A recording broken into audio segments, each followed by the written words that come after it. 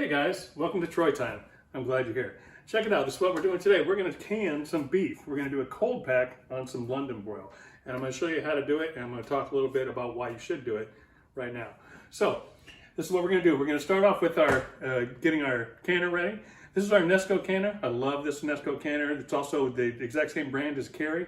These are awesome. I actually prefer the electric canners because they do everything automated for you. You don't have to sit and watch and monitor the whole process.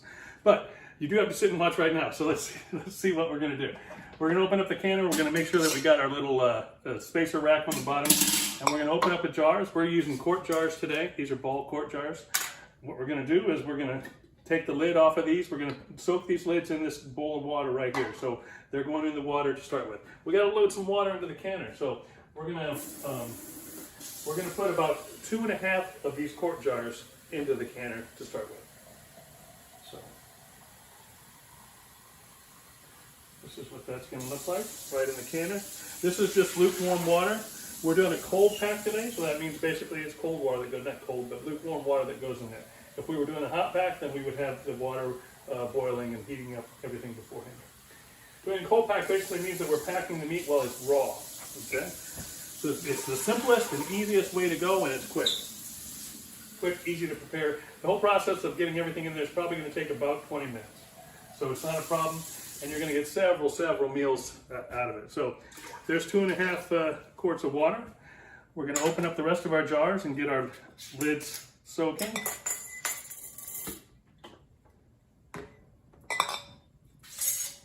Set our rims aside. Yeah, so the reasons that you want to can your food is because, one, using a canner like this is, one thing is, you're going to save a ton of money, okay? So I got this top round, beef top round London broil on sale. Whenever something's on sale, you can buy it in bulk. You can throw it in the canner, you can preserve it, and it'll be ready to go. And you don't have to worry about trying to keep it frozen or in the fridge or anything like that. You're going to have meals ready to go. They're going to come out of this thing cooked, ready to eat, and also in their own broth. So it's you could actually eat them just right out of the can, but generally you just can heat them up in a pan or a microwave 2 minutes and you're ready to go. Okay? But so let's get started. So to prepare our meat now, all we have to do, we're using London broil. The reason that we like London broil, especially for this, is that London broil has almost no fat whatsoever, okay?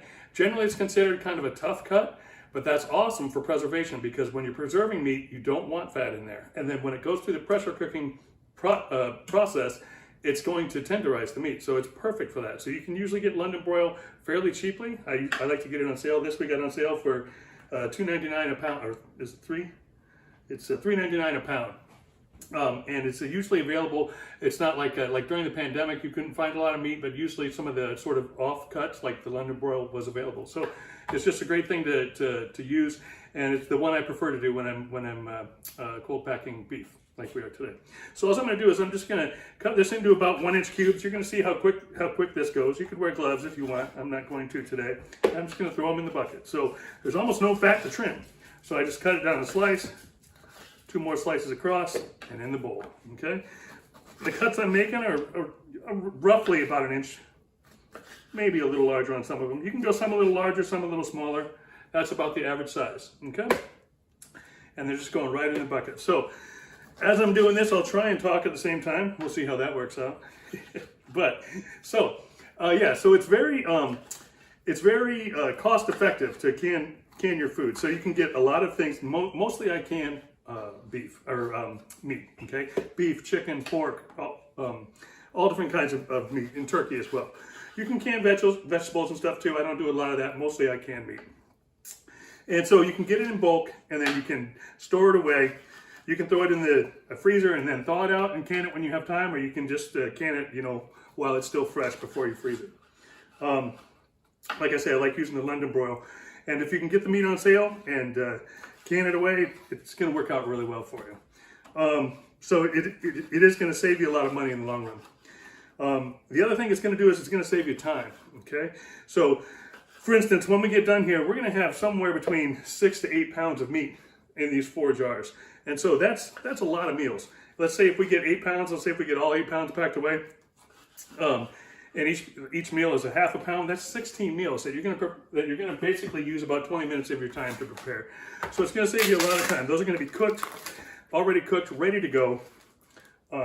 If it's a weeknight and you come home and you want something good to eat, it's already cooked, it's already prepared. You just got to warm it up, and you can have a nice hot meal on the table. Okay. Some of the things that I use this meat for. So the main thing about this is when you're canning this meat, we're cutting it into cubes, but when it comes out, it's basically going to be shredded. Okay. As soon as you touch it with a fork, it's going to go into like a shredded consistency. It still tastes good. When you can it, you know, some of my military people are wondering, you know, hey, I know you do that canning. Does it taste like sea rations? No, it doesn't taste like sea rations. Okay, it tastes just like meat. It tastes just like what it's supposed to. You won't even be able to tell the difference if something was canned or not, except that the canning stuff, it's going to have the texture of like a shredded beef. So yeah, it's going to save you time. So when I bust open a jar of this on a weeknight, it's usually, you know, two minutes in the microwave, and then it's heated up, it's ready to go, okay? Some of the things that you can use this on, that I do use this on, that I love using this on, nachos, right? Great for nachos, boom, shred it up, put them right over the chips with some salsa, you're good to go. Cheese, jalapenos, whatever you like. Also, burritos, it's good in burritos. Also, my favorite, the one I do the most is, I'll do a beef and cheese, what do you call it? Give me a second, guys. Beef and cheese. Oh, what do you call it? In a tortilla. Somebody help me. Not an enchilada. Quesadillo. Yes, that was the word I was searching for. Beef and cheese quesadillas. This beef is awesome in those. So that's kind of the Mexican thing. But you can also have it with mashed potatoes. You can have it over rice. You can have it over pasta. All those meals are just ready, you know, ready to go. Open the jar, heat it up, and you're good to go. So over rice, over pasta with mashed potatoes. I've even eaten this over French fries. So it's really good. You can put it in soups, right? You can put it in chili. You can do. There's a little bit of fat on this. We'll take that off. It's really, really good in chili. It's good in soups. I put it in my ramen, as you've already seen. If you have not checked out my video on how to make a superfood soba, yeah, I use, that was actually chuck roast, but most of the time that I'm doing it, I'm using London broil going right in that soba, and it's really, really good. So yeah, so just right there, I might have missed some because it's actually kind of hard to talk and do this at the same time. But yeah, so there's just tons of different meals, and they're just ready to go, and it makes weeknight cooking easy, right? So that's one thing. So it's going to save you a lot of time. It's going to save you a lot of money. And then obviously the third reason why you would want to do it is because you're going to have all your food preserved, which is awesome as far as food security and emergency preparedness. So along that line, so today we're going to end up probably canning about 8 pounds of meat. So think about that now. So if I run this canner just one weekend, just one day a month, right? So that's 12 times that you run it with 8 pounds of meat in it. So if you do that for a year, if you do it for a year, once a month, 12 times, you're going to have 96 pounds, almost 100 pounds of meat preserved in 1 year, just running it one time a month. So like I said, you're going to see this whole process takes about 20 minutes. And then, so 20 minutes a month, and then a year from now, you'll have a great pantry full of food, ready to go, already cooked, in a gravy. And you can have a lot of variety. Today we're doing beef, but you could just as easily do chicken or pork or turkey or what have you. So I love using the canner. I've been using it for a couple years. It's great to have that ability to put food away, and you know, you can some people give away as gifts as well. You can give them a jar. Some I see them with little ribbons on them and things like that. But yeah, it's just a great idea. Put some food away. Be ready for you know, different events that happen. Tensions are heating up around the world. I'm not going to get too much into it, but you know, it's just a good idea to put some food away. Yeah, so this is why we're doing it today. What else? Let's see. London broil. We're almost done here. Oh, the carry canner. Yeah, so we talked a little bit about it, but the electric canner, basically, it's fairly new on the scene. They've only been out for 2 or 3 years. They're great. You just basically, you set them, you've got to wait about 10 minutes for everything, and 10, 20 minutes for everything to get going, and then you flip the switch, and then you can walk away. And it's going to take, the canning process, the whole thing is going to take about 3 hours, but because you have to cook it, and then there's a cool down period. But you're only really spending about 20 minutes of time getting it prepared. So, excuse me one second. Oops. Hopefully I'll edit that out. All right, so beef's all chopped up. We're good to go. Time to prepare the jars now. Put the beef in the jars. Boop, boop, boop.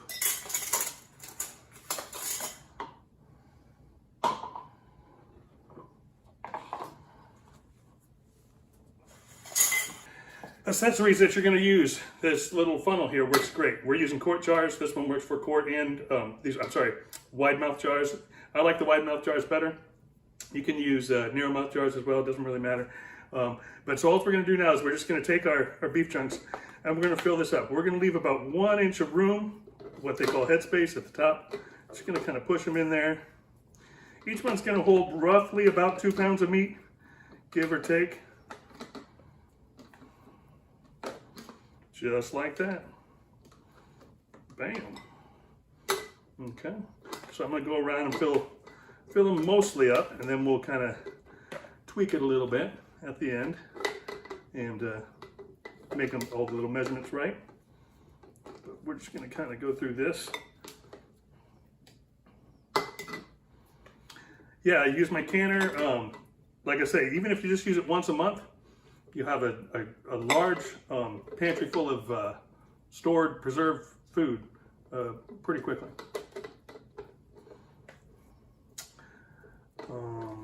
Let's see.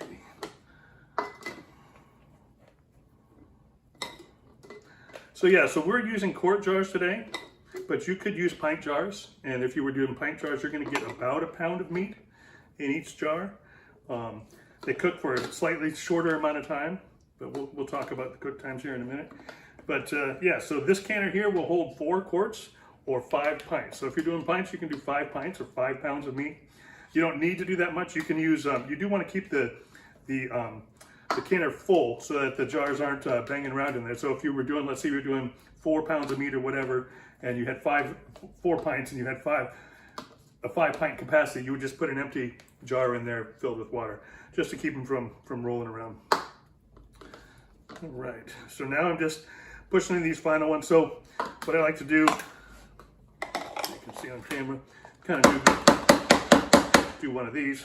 Sometimes you don't want to pack them in there too tight, but so I'm going to use what's called a debubbler. When you got the fluid in there, you use this to debubble, but I use this to kind of just work everything around on the sides and just get a good fit.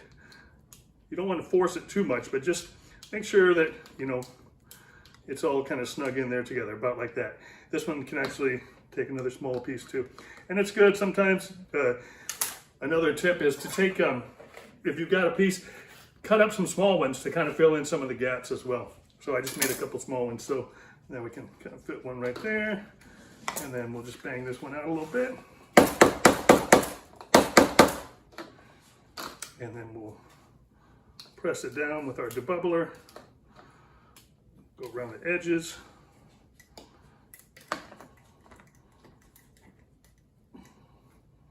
Kind of take away some of those air gaps.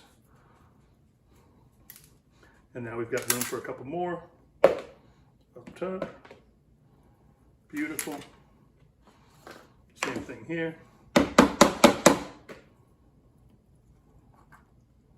That one's good. And handy dandy little debubbler. I know we're not debubbling, but you use this when you're hot packing. You'll fill these up with water, and so you're actually removing the air, and it bubbles up. So that's why they call it a debubbler. I've got a little bit more in this one. These two right here, bam, bam. All right, so we're going to call that filled. So we've got maybe 1 pound left here, but this is probably about 8 pounds or so, 7 or 8 pounds of meat right there. We're going to do something different with that. Maybe we'll make some beef jerky out of it or something. But for today, for right now, we'll put it aside. All right, so our jars are ready.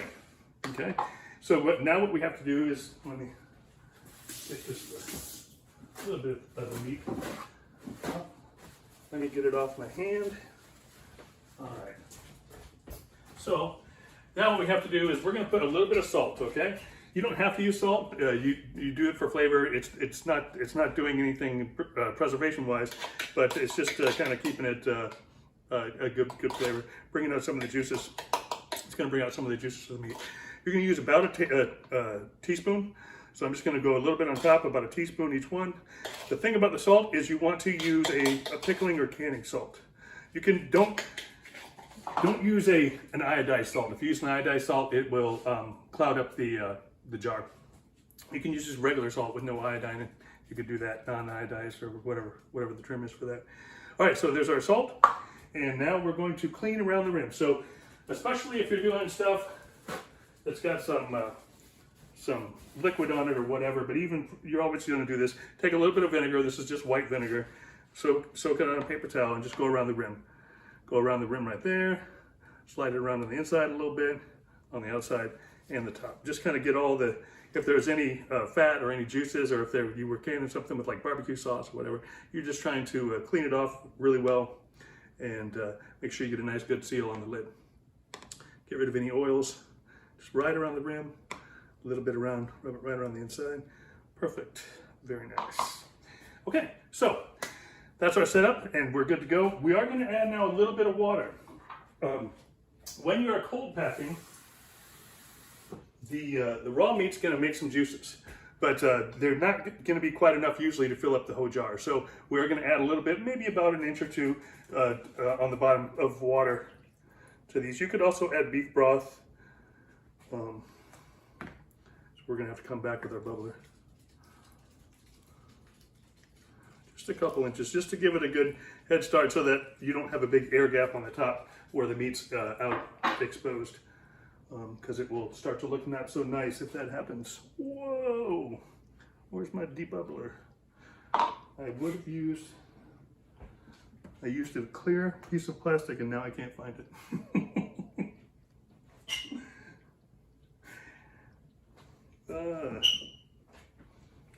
Here we go. So yeah, so just so that water can get down to the bottom, I'm just doing my debubbler along the sides.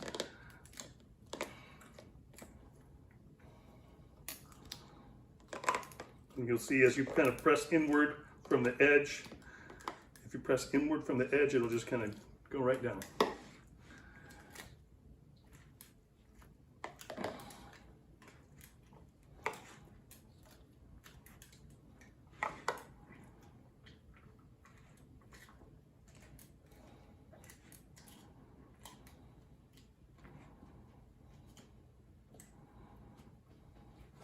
All right, so let's see how much we got in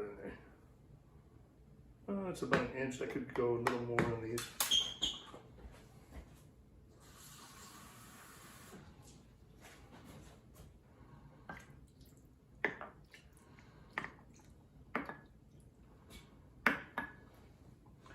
Doo-doo-doo.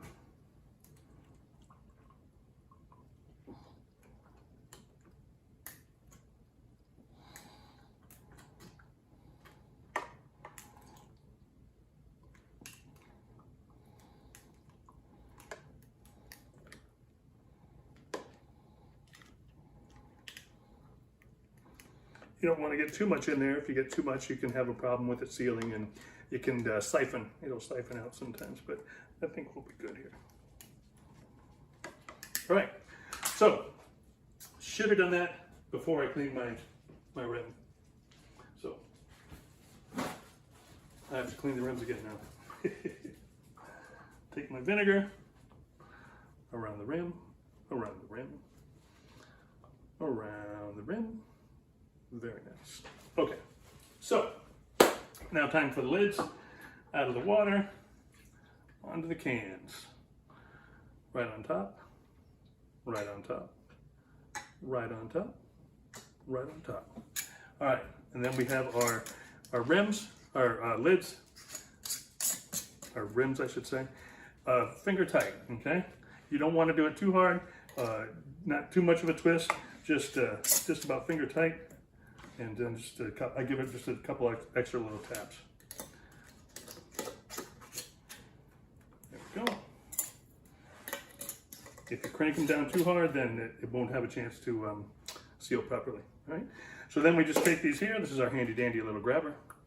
And we're gonna load our jars up. 4 jars in there. 1, 2, 3, 4.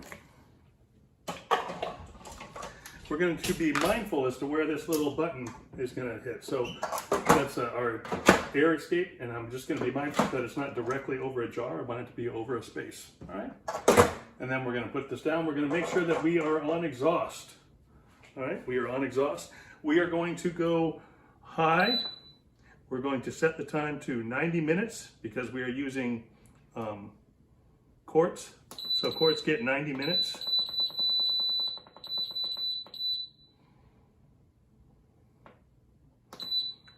90 minutes, and then we're going to hit start after we tighten down the lid. I may have to edit that out. Okay, so after we get 90 minutes, we're high for 90 minutes, and we go start. Our lid is closed, and we are set to exhaust. Okay, so it's going to take about 20 minutes or so to heat up, and then it's going to exhaust for about 10 minutes. It's going to be a 10-minute countdown. And then we're going to flip it to airtight, and then it's going to go for 90 minutes.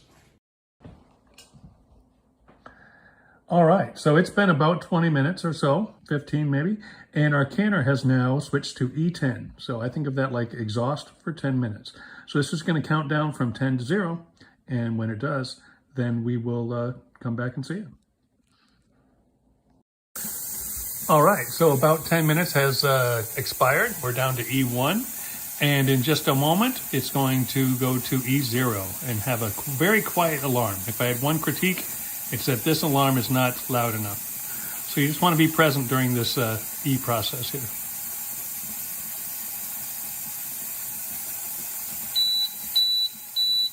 Yeah. Okay. I prefer to be able to hear that from another room. But yeah, so it's going to flash E0. When it does, all you have to do is flick this little knob right up here. Just put it on airtight. Bonk. Just like that. And then it's going to build up pressure. In a few moments, this is going to start, the LEDs will do what we call a running cycle. It'll kind of wind around a little bit. And then your timer will start from 90 minutes. Okay?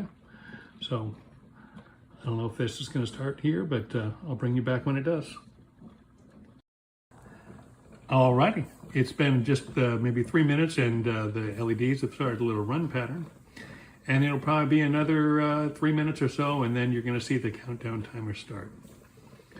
Also, what you might notice up top here, there's a little red button or a little red nipple right there, and it pops up as it pressurizes, and that's what's basically going to hold the pressure in. But we are on airtight. We haven't touched it since we flicked that little switch, and yeah, we're just waiting for it to switch over to 90, and we'll be back. There you go, baby. So it's switched to 90. There's a good amount of steam coming out the top, as you can tell. That's going to calm down once it stabilizes, and it'll be nice and quiet, and you won't even really have that steam going like that. But it's going to count down from 90. By the way, now would be a good time to tell you that this exact same process you would use if you were doing pints. But instead of 90 minutes, you would set the timer for 75 minutes. Okay? Yeah, so that's basically everything's almost done. We'll bring you back here at the end to show you when we take them out and show you what the final product looks like. Yeah, don't let it intimidate you. This thing's great. There's tons of safety features on it and everything. It's not like the old days, you know, with the canners. These are real safe. They're really great to use. I love using it, and I think it's a great thing for everyone to put some food away. So. Yeah, any final thoughts here? Let's see. No, I don't think. I think that's pretty much everything. Yeah, we'll see in a little bit. Okay, so what's going to happen here is this is going to count down to 90, and then it's going to stay off, and then it takes about an hour for it to depressurize, for it to self-depressurize. And so basically we'll be here for an hour and a half, plus the hour cool down period. And so that's 2.5 hours. So 2.5 hours from now, that little red nipple is going to go down, and then we'll be able to open up the lid because it will no longer be pressurized, and then we can extract the jars. So we will see you back here in 2.5 hours. I'm going to go have some fun, and we'll see you in a little while. Vinny, you ready for some steak bites, buddy? There you go. Vinny, is that good? What do you think, buddy? Hey.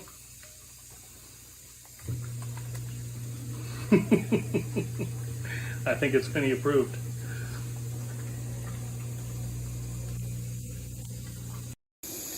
I ended up just taking the extras. There wasn't enough to make jerky, so I just threw them in the air fryer. 10 minutes with some olive oil and some Monterey steak seasoning. It came out pretty good.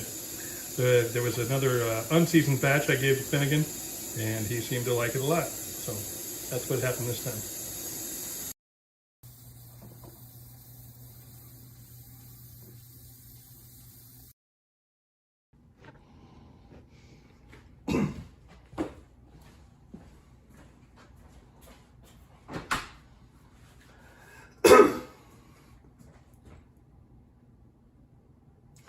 Okay, hey, what's up? Check it out, guys. It is 2.5 hours later, and we are ready to finally see this final product coming out of this canner. Let's check it out. Always stay back away behind the door when the steam's coming up. These things are still boiling. It's awesome. So we're gonna take them out. Look at that. Awesome. No seepage, no overboil on this batch. Everything is good. It smells amazing. There's a tiny little bit of smell. So yeah, I like it a lot. These things are still boiling. They're awesome. I have a faint smell of just wonderfully cooked beef. These are great, man. These are awesome. Again, let me just reiterate, we've got 16 meals here. There's probably 8 pounds of meat. So that's 16 meals. You can have it over mashed potatoes, you can have it over rice, you can have it over noodles, you can have it over bread, you could have it over French fries, you could have it in enchiladas, quesadillas. I usually use quesadillas, nachos. So good, so many different ways you can have it. In today's world, putting back, meat like this, I think is just such a golden thing to do. Just so amazing. Please do this. Please get a canner. They're so cheap now. They're so easy to use. I want to highly encourage everyone, get yourself a canner. I love this canner. I'm not sponsored by this brand or anything. They're Nesco in the United States. They're Carry in Canada. It's the same Canada. Pick one up, man. These things are awesome. It's so easy to put away some food for your family, have some food security, and it's good. The food is good. They make some great meals, and it's easy, and I just think it's a wonderful thing. So, huge fan of canning. You may see a couple more videos. Maybe we'll do some chicken, turkey. Hey, who knows, whatever. But watch this video. Get yourself a canner. Can some meat. Be happy. Be awesome. We love you guys. Take care. This is Troy time. I'm out. Gotta love it. Gotta do it. Later.